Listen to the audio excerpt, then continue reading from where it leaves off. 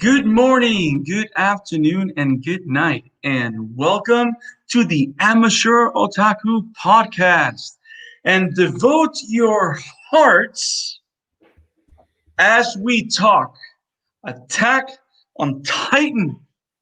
Isak, yo, we're doing it. We're talking Attack on Titan. Isak, how you doing? Yo, here the way. Oh, sorry, that was Titanic. Never mind. Oh my. It's going good. I'm just on a dock mode. That's all. I do find it hilarious how you went to Titanic and all my mind went into is, I wonder if the Colossal is longer than the actual Titanic. Like, I'm actually thinking about these things. Isak, that is what you do to me. Always. Hey guys, welcome to the Amateur Otaku Podcast and live stream. We're really excited to be here this morning, afternoon, wherever time frame is on you guys. It is 12 p.m. Eastern Standard Time. It is 6 p.m. in Sweden. I have no idea what time it is in Japan, but I know what time it is now. It is a time to talk Attack on Titan. This is a show that is taking the universe, the galaxy, even though it takes place in like Earth, the galaxy by storm, because plenty of people, even non-avid anime watchers, know what Attack on Titan is in one way, shape, or form, and have seen the show, become fans of it, become fans of the ideas, its philosophies, or just the blood and gore and awesome action that we see on the show. And us that are reading the manga, like Isak and I are, know that this is a show, this is a story, that it is very close to its conclusion. And Funimation and Kodansha and the author, Hajime, which I forgot his name for some reason because I don't know how to be, Ishiyama, Hajime, what's the name of the guy? Okay, I'm gonna do the bad thing here that you're not supposed to do live, but you know what? I'm gonna Google it. The guy's name is Hajime Isayama. Damn it. I got it. Okay. So Hajime Isayama, they made the big announcement last year that the new Attack on Titan season was going to be the fourth and final season. And they've made it a point to call it the final season because it's not even called season 4. It's called the final season. It's even on the title. It's even on the opening of the show, Isak. It's a pretty big deal. Yeah. It's final. I think it's final. What do you think? Yes. So is that your final response? Yes. I think we should make a game where every time we say final, we take a shot. No. Okay, let's not do that. We'll have a lot of drunk comments. Final. If you drink water or the Coke or something like that, you can do a drinking contest, but otherwise, please don't. I have a feeling that somewhere in the anime multiverse, Frieza is going, damn it, that's my line. Get it? Final form, Frieza. Damn it, Isak. That wasn't even funny. You know what, Isak? I resist and endure your puntastic. Well, they're actually better. Yours are better. Okay, I died. Okay, so yes, Attack on Titan. We're here to talk about it. We're gonna be doing this special live stream short version of the podcast. Talking only Attack on Titan. We're gonna do it every Monday or Tuesday around this time, and we're gonna be talking about the episode that premiered the day before, because as you guys know, around the world, Attack on Titan episodes go live and they cast every Sunday. So every Monday we'll be covering our thoughts and review the episode. Being that the season started 2 weeks ago, on this first edition of our Attack on Titan of the Amateur Otaku Reviews Attack on Titan series, we're going to cover the first 2 episodes, which is episode 60, The Other Side of the Sea, and episode 61, which is Midnight Train. We're going to cover those 2 episodes. We're going to do it individually so we don't cross the streams. So it feels like we have too many episodes in one. We are not going to take a minute to recap the entire past of 3 seasons because we actually have a podcast episode where we did that, where we talked a lot about season 1 and 2 and did a full recap of season 3 of Attack on Titan. And if you are on YouTube or Facebook, if you look at the chat or in the comment section, we actually went ahead and included a link in the description, a link in the comment section, so you can go to Spotify and listen to our episode on season 1 on season 3 of Attack on Titan, and let us know your thoughts. And also subscribe to the show, follow the podcast. We do episodes every 2 or every week, where we cover animes, we cover movies, we cover anything anime related that we love, and we discuss it with you guys. And hopefully, as we get recommendations from you guys, we cover anime and shows and series that you guys recommend, and we post reviews on the show. So go to the link in the description, go listen to our season 3 take on Attack on Titan, and let us know what you think on Spotify and share with your friends. So Isaac, let's not beat around the bush. Let's go right into this. Episode 60. The name is so telling, and I think I love how episode 60's name is the same title for the chapter in the book where this event takes place. I don't know if you noticed that. Like the chapter where we pick up between the war between Marley and this town that they're trying to take over. That chapter is called The Other Side of the Sea.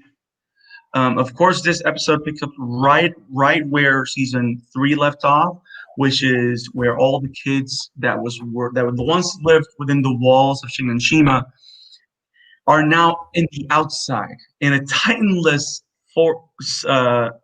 border of the islands of Karatis, and they're in the ocean for the first time, something that their ancestors never saw ever because of the terror of the Titans. They are seeing the ocean for the first time, and now we pick up season 4 by seeing what lies on the other side of the sea.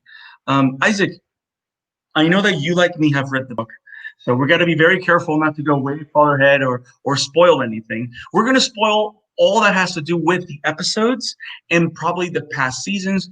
We will not go forward and not spoil future stuff because we do not want to ruin the show for you guys, but we might build some excitement. But Isaac, first episode of the final season. What are your thoughts? Well, the first excuse me.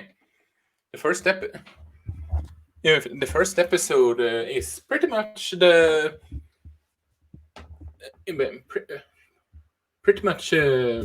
makes me confused on how the hell is Andy Muschietti is going to do a live action one on this movie because of this series, because that's a lot of money. Yeah, it's a lot. It's a lot, especially. I mean, even nowadays, doing like a grand scale war drama like 1917, or doing something big like Saving Private Ryan, or something like that. That's very expensive. Like that's not cheap to do. And to say that the first whole episode of this season is a war scene, is a war sequence, because you have the troops of Marley. They're invading because they're in this conquest vision or action, right? And they're invading this territory. And of course, I like how this episode, they do a lot in only 24 minutes. But like most Attack on Titan episodes, they're so condensed, they're super dense, but the information is very clear in the way they transmit all the important information. Like, you're able to see who the Marleyans are. You get a lot of their way of thinking. you get a lot of idea of the abuse that the Eldians go through because of the Marleyans, and that dichotomy of abuse and oppression between the Marleyans and the Eldians, because which I think is very important, especially as the story progresses, right? Because from the get-go, especially when you leave season 3, all you're doing is saying, damn Berthold, damn Annie, damn Reiner, damn Seek. Why did these guys betray us? They are the most horrible of beings. And now the tables turn for the viewer, because now all they're seeing is how they're treated by Marley. Because Is it just me, or when it comes to Marley, did the manga take some inspiration from a certain mustache dictator? And I'm not talking about Stalin. You mean a certain Führer? Yeah, a certain Führer. I'm not surprised, because everything that, yeah, 100%, 100%, because definitely Marley is treated as it is an exact almost replica of a Nazi ruled Germany. That's literally the picture that Isayama is going for. And instead of completely annihilating the Eldians, which are of course a type of Jewish counterpart in this picture, in this frame, Marley being Nazi Germany and the Eldians being the Jewish people that are ostracized and hated by the world. Because that's the key thing, though. In this world, the only reason the Eldians are still alive is because of the power of the Titans. It's because Marley found a way to be able to exploit the power of the Titans by holding the Eldians hostage and holding them captive in concentration camps and using them as tools for war, whether disposable tools or as warrior titans, which is actually the background, which is what I love. Like, we finally get a clear background of where Reiner, Berthold, Annie come from. And we get a background of where Seek comes from, which is, of course, the Titan for the Beast Titan, where they're part of this society where they're oppressed, their people is oppressed. And the only way they can ensure their family survival, the only way they can ensure that the camp of Eldians that's left alive is taken care of and fed to a degree, is by them fighting in honor of Marley, which is like one of those no-win scenarios. You know what I mean? Because Yeah. you would think to a degree, if they have the powers of if they have the powers of the Titans, why don't they just attack Marley and destroy it? And when you think about it, it's because for Marley to be able to kill all their families is so easy that they fight on behalf of Marley to keep their families alive. So again, we're back in this situation, which is why I love Isayama's writing and why I always see Attack on Titan is a big war drama. This side of the story kind of doubles down on the war drama thriller aspects of it. You know what I mean? Like, in the past, like the show started out like this horror monster show where, like, for almost an entire season, all we're doing is running for our lives. Then it becomes this fantasy medieval story where the hero acquires Excalibur, or in this case, the power of the Titans, right? And then as the story goes on, we find out that there's this conspiracy, and it's all political, and it's all, you know what I mean? Like, it's so many different stories rolled into one, and I like that we finally get the war background, especially for these major characters. Go ahead. Yeah, because if you would have just done the horror route, so to speak, it could have easily become extremely stagnant and just stagnant. It might not be the right word, but it would be easily be Walking Dead, if you know what I mean. And even Walking Dead set up with trial, so people Right. versus people, if you know what I mean. Right. Right. And I know that some are angry that they went more political route with the whole mystery and now the war and all that's going on, but it makes sense that there is mysteries behind the scenes of the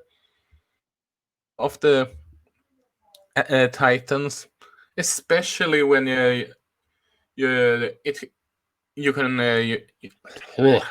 sorry, I lost my words there. Especially when you introduce that your main character can transform as one. That's nothing that you can leave unhinged, unclear, yeah. so to speak. Then you Yeah. will just go. Then you would just go lost. And yes, I'm talking about that TV show. Yeah.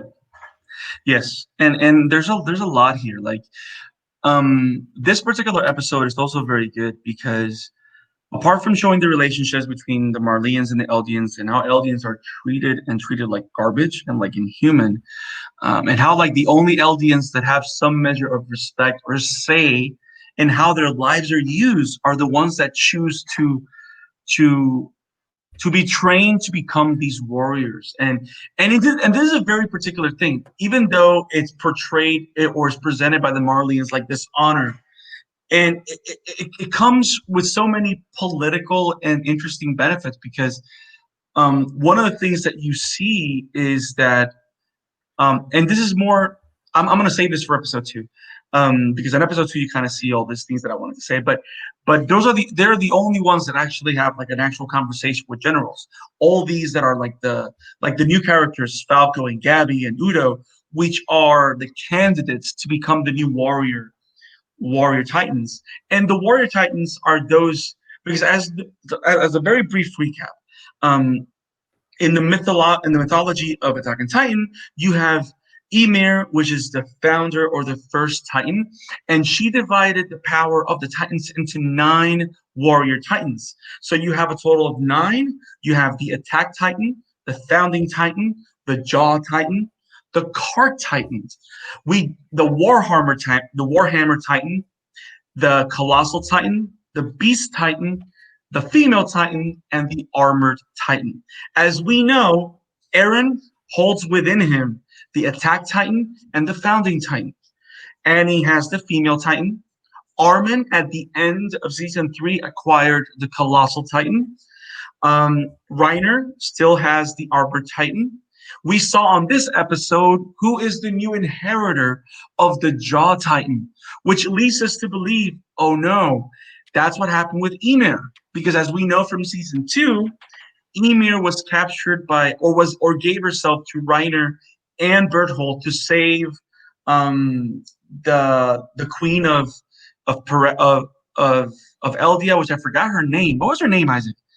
I don't remember either. Yeah, but to save her, which was like her love interest.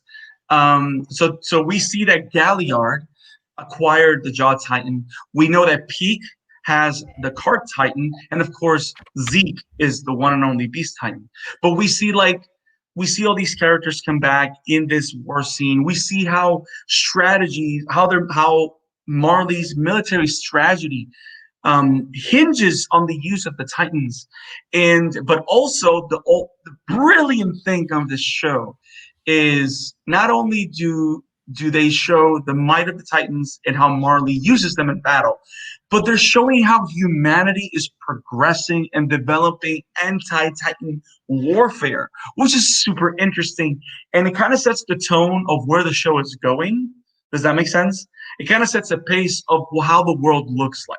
Because we come from a world, and when I say we, is that we come from season 1 to 3, where seasons 1 to 3 all take place in an island that's isolated from the world, and the biggest and most powerful force in that island is Levi. I mean, it's the Titans. And to speak yeah. from your question about the queen, it's Historia Rise. Historia, yes. Thank you. And it's funny because it's so funny. I want to say the strongest person is the Titans or Zeke, and then when you see what Levi does to Zeke while he's in Beast Titan form, you're like, okay. But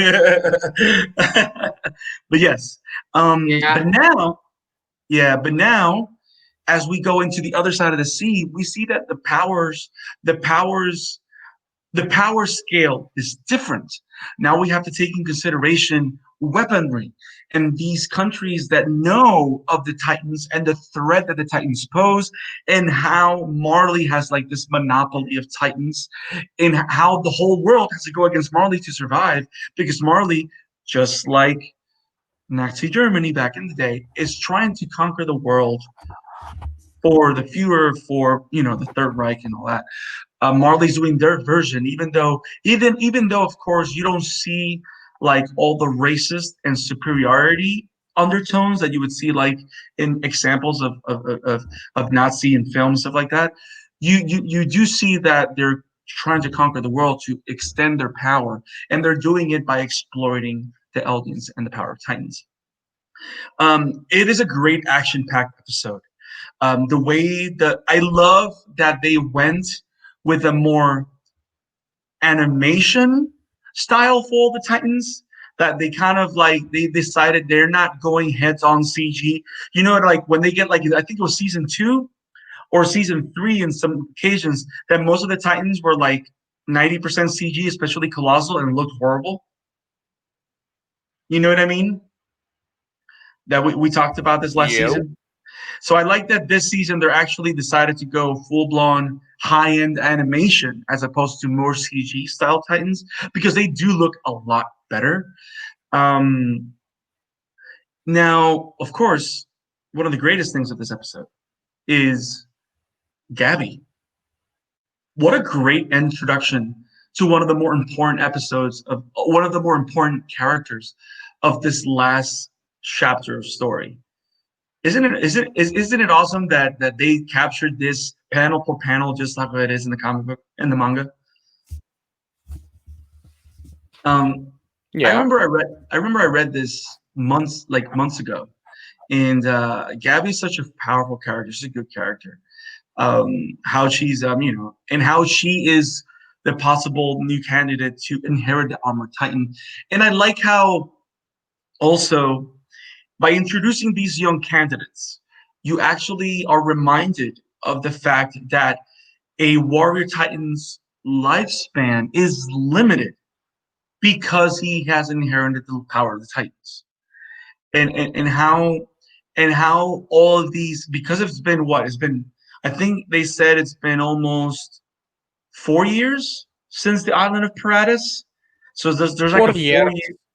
Yeah, it's a 4-year time jump between season 3 and the first episode of I'm sorry, and the first episode of the final season. Take a shot.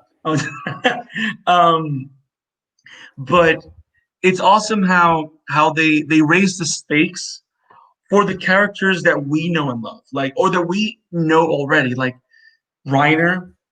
It's almost there where he will die because he's older. Zeke only has 1 year left. Like Pete, I don't know how many years he has left, but then you think about Aaron, that he inherited the Attack Titan when he was a kid. So he's probably also short on time to a degree as well. So it raises the stakes because you have these characters that are close at death's door. So now they're mentally thinking of different things. And I don't know, there's a lot of, I like how Isayama is able to use mythology and circumstance to help us see different sides and complexity of the characters. You know what I mean? Like sometimes you meet a complex character and that's limited to someone telling a story or someone narrating an event, right? He's introducing complexity to the characters by using the surrounding and the mythology that influence the show. Does that make sense? And that is so smart and so pretty cool. Do you have a favorite moment for this episode? Not that I can think of. I know there's got to be someone in the comments that goes, I love it when Reiner got destroyed. No, because there's a lot of people that hate Reiner because of because they love Mikasa and Eren. But yeah, I liked how, and this is just me, and this is just me like a tease, because me and Isaac are actually like in chapter 135, which is like towards the end of the series. And I like how this episode and the things that we see in this episode and the next one set up so much stuff that's going to be very satisfying in the future. So that's episode 60, guys. We're introduced to Marley, we're introduced to Eldian, we're introduced to how war looks outside of Paratus, to this outside world. We're introduced to new interesting characters in Gabby and Falco. We're introduced to the dichotomies between Marley and Eldians and how they're treated. And then if we go straight into, do you have anything else to add on episode 60? You want to go to the next one? It was a bombastic episode, that's for sure. Yes, and the pun was intended, wasn't Isaac? Always. You know what? I should put your name, Doc the Pun, Isaac. I think that's what I'm going to do for the next one. I think I need to do that. I think it needs to happen. Is It's that done. my punishment? Okay, I'm walking away from that one. So, but yeah, it was a bombastic premiere, a great way to start the season, and it's pretty action-packed with a lot of little things here and there to inform us that love details and the vast mythology and history of the Attack on Titan show. Now, episode 61 was Midnight Train, and something very interesting here is that I like how Attack on Titan, even though it knows that it has so much story left to tell, how they slowed everything down for one purpose. And the reason they slow everything down on this episode is that we have never seen the Eldians in Marley. We have never seen the government of Marley having conversations. We've never seen that. We've never seen that side of the world and how they talk and how they plan. And I like that we get to see that. We get to see the military leaders of Marley having conversations about their stance against the world. I like how they show us how the warrior unit, like the warrior titans, which in this case are Pike, Galliard, Reiner, and Zeke, and some candidates all get together to plan what their next moves are.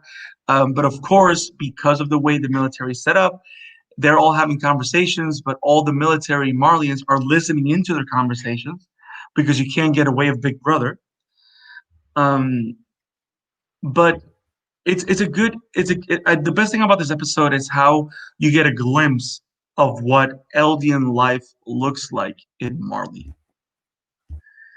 You do get a sense of how little freedom they have, because when they're in this town that they just invaded, that they just conquered, the kids tell Reiner, "Hey, let's go explore, let's go everywhere, because we normally could never do this." And then you actually see, they actually didn't say this before, but just like in the older days, in Nazi-occupied Germany and territories, all the Jewish people had to wear these armbands that identified them as Jewish. The Eldians have an armband. It's It's the same. Yeah, that's also a reason why I got Nazi Germany vibes. Yep. And they all have this armband too, where all these warriors are presented as Eldians. And it's interesting enough, because of the idea of Titan powers and stuff like that, did you notice that all the armbands, which is funny because in the manga, you can't really tell the difference because it's all black and white. But they've made it a point that in the show, because in the anime, we have the advantage of color, that depending on the type of person that has the armband is a different color. Did you see that? Yep. So the one that's a plain white and gray armband, that's a regular Eldian soldier. If you have a yellow armband, it means that you are a warrior candidate. So you're a little bit higher in respect to a degree, or in your rank in the military. But if you have a red armband, then you are a warrior titan. You are one of the high rank or high respect, high rank, somewhat respected. Because it's funny, even though they're like the highest of the high, because they're the titans of Marley, right? Zeke has to ask Yeah. permission to talk in a meeting.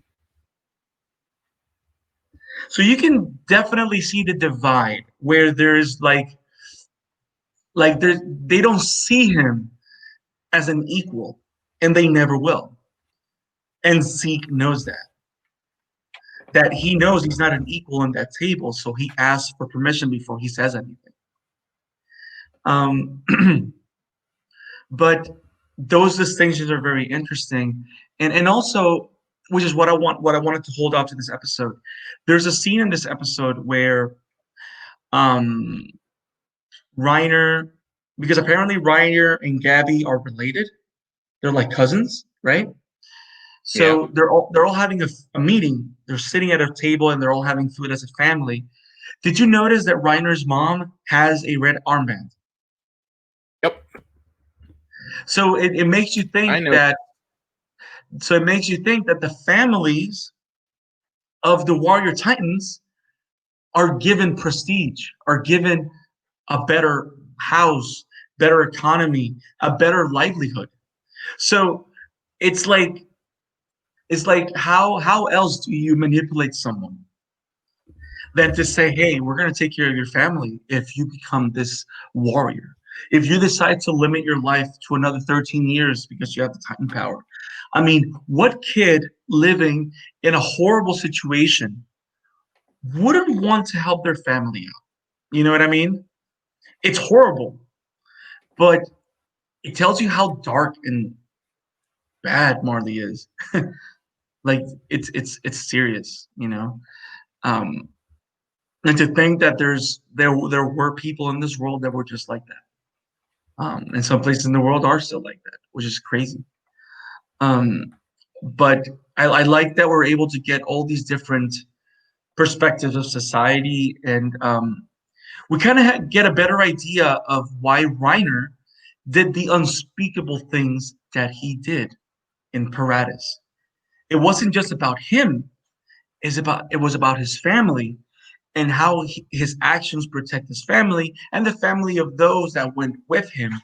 And also, it makes you think why, you know, how they always talk about how Reiner has like different personalities because he has like a lot of internal conflict. Um, this kind of information gives you a glimpse into that because the reason why Reiner was having so much of a difficult time is because when he got to Paradis, he found out that the people there are human just like him.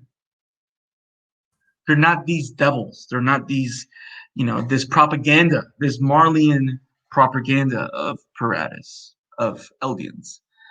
Um, I don't know, man. These are the kind of episodes that I like because they're quiet, they're simple. Like there's no action in this episode. That being said, there's a lot of Easter eggs in this episode. Like I know you and I saw a lot of things, or a certain someone. You know what I mean? Which we're not going to say anything because we love you guys. But there's just so much certain someone up there that's gonna, But yeah, there's a lot of stuff going on in the show. Do you have any thoughts about this episode, Isaac? Anything that blew your mind? Anything that captured your interest? Honestly, I think I prefer this one over the first one because its work was to me to show us the political side of Marley and all that jazz. And I argue that it's better to show the political side and easier, dare I say, through the means of showing how the city is handled. You can see how the people react when they come back, or how the war sort of like in the end on the first episode with the whole "they won the war" with the whole newspapers thing, Right. and all that jazz. And we saw in this episode on how scared they was because using the Titans were shown to be something that was worthless to do because people were building technology so they can take down even the armor Titan, which was supposed to be immune against those projectiles that made a big deal of in the episode. Yeah. First episode. Yeah. Yeah, and I agree with you. I mean, it shows us the different layers that have been added to this world. Like if we thought that there were different, like if we thought that this show was supposed to be one thing, Isayama has taken the time to show us back over and over again that it's more, and it's more, and it's more. And I like how the reason this episode works so well is because it doesn't take place in Paratus. You know what I mean? It doesn't take place in the island. So automatically we have the sense that we're in some place new with familiar characters, but in a place that's new. So that way all this information, it's not linked to all the bombardment of information that we had in the past. Does that make sense? Like, Yeah. we're getting all this fresh information in a fresh place. So it's ready for us to just digest and eat and absorb. And I think it was a super smart decision. And I like that this show, the pace so far of the season, the pace feels great. Like, I think we talked about season 3, how like the first part, like the first half of the season, I think it felt like someone pressed on the accelerator and went like a million miles an hour. And it felt like it was very rushed. And it felt like it was stumbling upon itself. I like how this season so far, they've taken their time with their gorgeous animation. And they're taking the time to show us the important things. And they're still dropping like little hints here and there, little nuances to things that are coming, to things that happened in the past. And I don't know, man. I like this a lot. I like this a lot. Now, one of the greatest shout outs in this episode to you. I see two big shout outs. Did you have anything that stood out to you, like a shout out? Oh, this is gonna be good, or here's where they say it, or whatever. Did you get anything like that? I got two things. Not that I can't mention because spoilers. Okay, so well, these are the good thing is that what I'm gonna say is directly linked to this episode. So Mine one of the was things not. I know because you're a bad person. You're not a bad person. You're lovely, Isaac. You're lovely. But yes, so we're gonna talk about how Mario Superstar enters the Attack on Titan. No, okay, that's not what it is. But no, there's two big shout outs in the episodes. And the first one is the Tyrell family and the Warhammer Titan. So we've never seen the Warhammer Titan before. And we didn't know that there was such a thing of a Warhammer till now. Because for the first time, we have a name of a new Titan, and they've just teased it on this episode. How the Tyrell family has been a very respected family in the nation, and how because Zeke is now trying to go back to Paratus. He's trying again. He says, hey, I have one more year. I want to rectify my mistakes. I need to go back to Paratus and get the founding Titan. So he wants to try and capture Eren again, which is nuts after everything that happened in the past 3 seasons. But that's what he wants to do. That's what he says, at least, that he wants to do. And he's thinking of enlisting the help of the Tyrell family, which is going to add an additional Titan to the mix, which is the Warhammer Titan. We do not know what the Warhammer Titan does. As you guys know, every Titan has unique abilities. The Beast Titan looks like a beast, can speak, and can control and create other Titans. The Armor Titan, of course, is in this almost unbreakable cuirass of armor. Colossal Titan is super huge. Female Titan is a female, but also has very strong heightened fighting and um, hardening abilities. The Cart Titan literally can stay in Titan form for months and carry a bunch of things in its back. The Jaw Titan has razor sharp claws and jaw.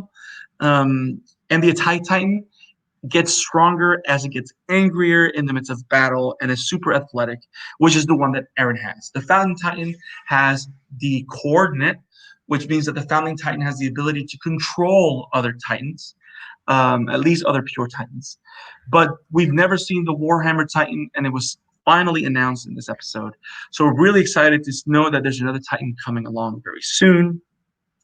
And the other shout out that we got is that we got a glimpse at Reiner's trauma and how his childhood and his experiences in Paradis have broken him, which I think is a very interesting take for the character. Because a lot of people hate him, but I love that now after the years that have happened after Paradis, we're seeing how broken he is for all the decisions that he had to make and how he's a different character and how he's had this much development throughout the years. So I like how he kind of plays this stoic, strong person, but you get these little glimpses throughout the episode of how broken and debilitated he is by his trauma, which I think is going to make him a lot more of an interesting character as the season goes on. So I think that's super awesome.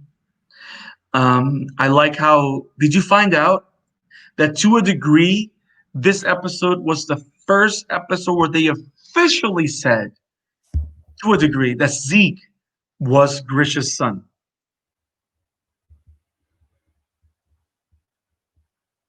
Because they never literally told us that he was Grisha's son in the past. They finally said it now. So we know that yeah, because in the past, like, you never really know that he's like related to Eren or someone. Like, I don't think you ever find out that he's related to Eren.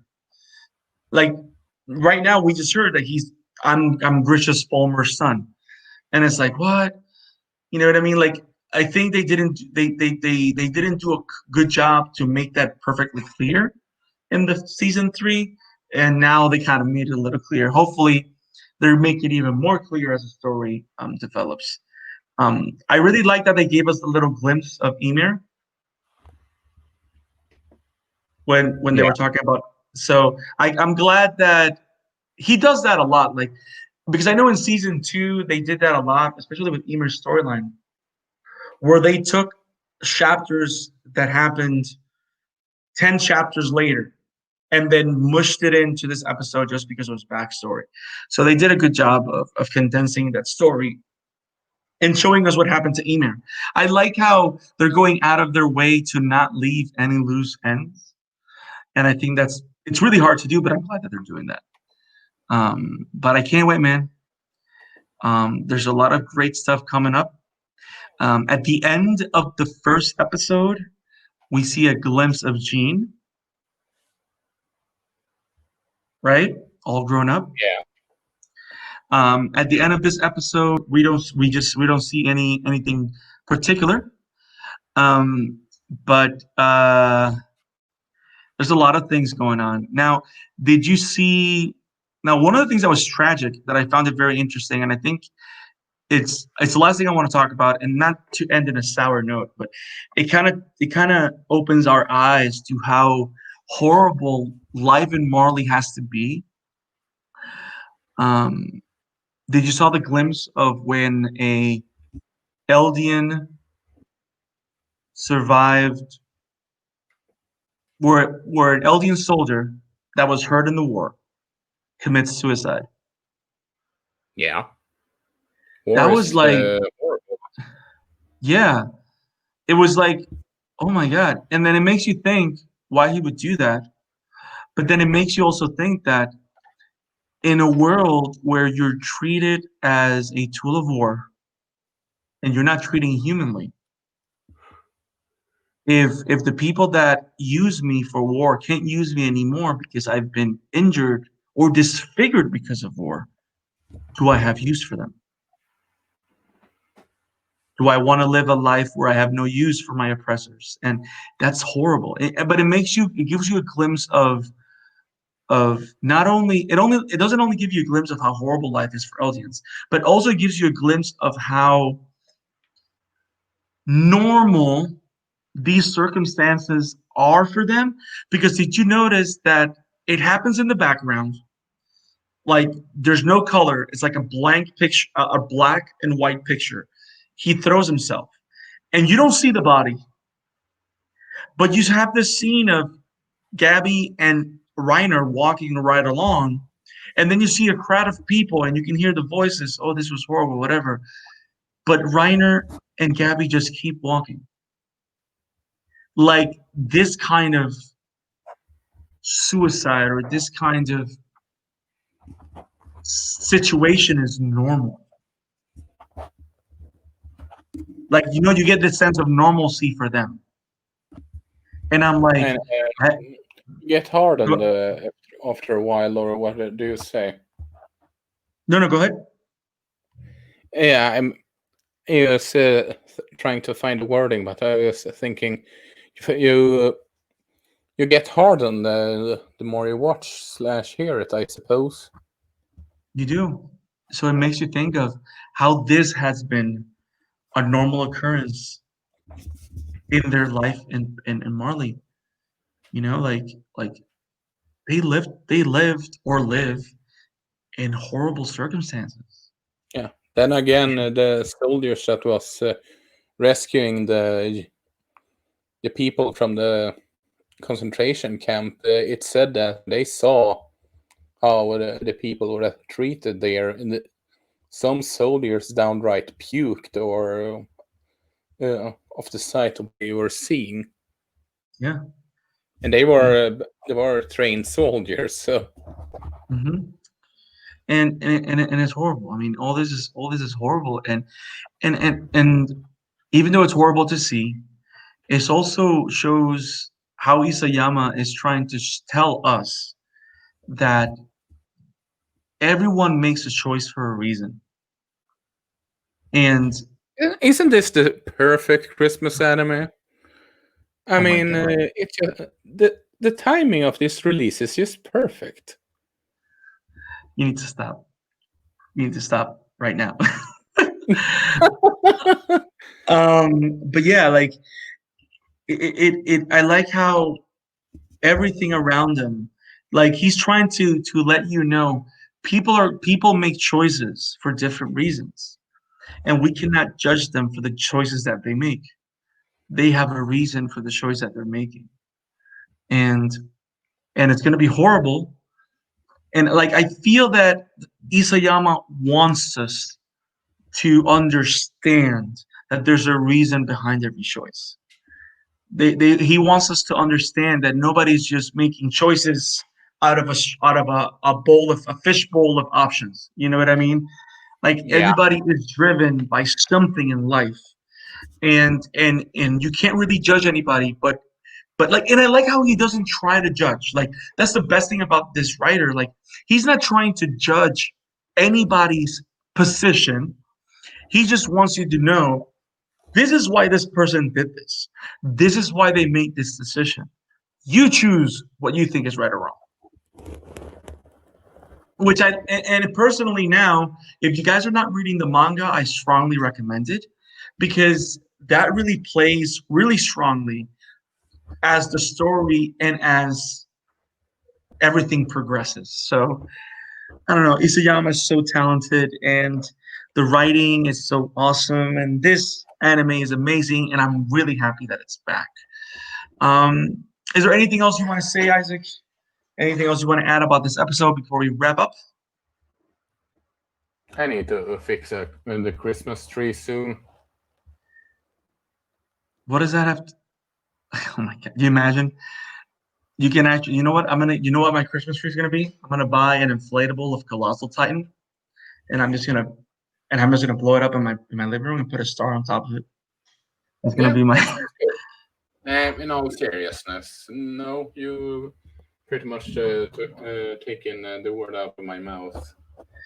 We're in sync, Isaac. That's why this happens. It's either that or either I'm obnoxious. Hello, Gabriel.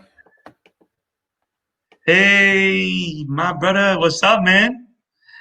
What's up? So guys, those are our thoughts. Let me see here. What's up, Gabriel? Thanks for looking out, man. So these are our thoughts on Attack on Titan. First 2 episodes of the season. We're really excited to keep doing this. If you guys like these episodes, please let us know. Let us know if you want us to keep doing reviews like this of individual episodes of shows that are ongoing right now. Attack on Titan is such a popular show, and we love Attack on Titan so much that we thought it was a no-brainer. It is very possible that we'll do this as well with My Hero Academia when it comes back, and other shows that we love or like that are coming back very soon. But stay tuned. And I know two people that we need to grab for, at least for 1 or 2 episodes. 100% agreed. So we will be doing these reviews every Monday or Tuesday, which is a day or 2 days after the premiere of the next episode. We're probably going to try and make these live exclusives, like only for the YouTube channel, because we're trying to increase our subscriber base on the YouTube channel and just put these up there. But if you guys want them in the podcast format, let us know. We'll make them available. But one of the things that we probably are going to be doing is we're going to go ahead and do these reviews every week on the episodes. And then when the season ends, not just any season, but when the final, when the final season ends, we'll do a full recap.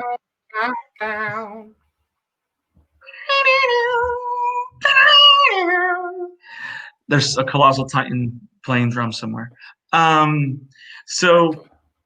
Exactly. So, and when the final season ends, we'll do a full recap on the podcast channel. But yes, we'll see you next week with our thoughts on episode 62 of the final season of Attack on Titan. If you like what we're doing, make sure to subscribe to our YouTube channel, ring the bell for notifications so you do not miss any episodes, so that you do not miss any review and you do not miss any live streams.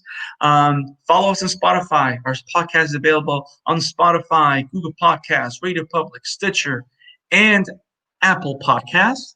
And then we're also on social media. Follow us on Twitter. Follow us on Twitter at Amateur Otaku Pod. You can follow me, the Scarlet Fan, at the Scarlet Fan 52 on Twitter, the Scarlet Fan 52 on Instagram, and Brandon Alvarado on Facebook. My good friend, Mr. Isak Wolf. Where can we find you, bro? Well, as it said below my profile pic, you can find me at Emblemaniac, and you can find my writing over at Wobam Entertainment. Yeah, this was awesome, guys. Thank you for joining, and devote your hearts. We'll see you next week. Also, peace. Before we go, we'll see you next week with more Attack on Titans and Guilty Crown. I'm so excited. Ooh, that was a good plug. We will see you with Guilty Crown very soon as well. We'll see you guys. Peace. And yes,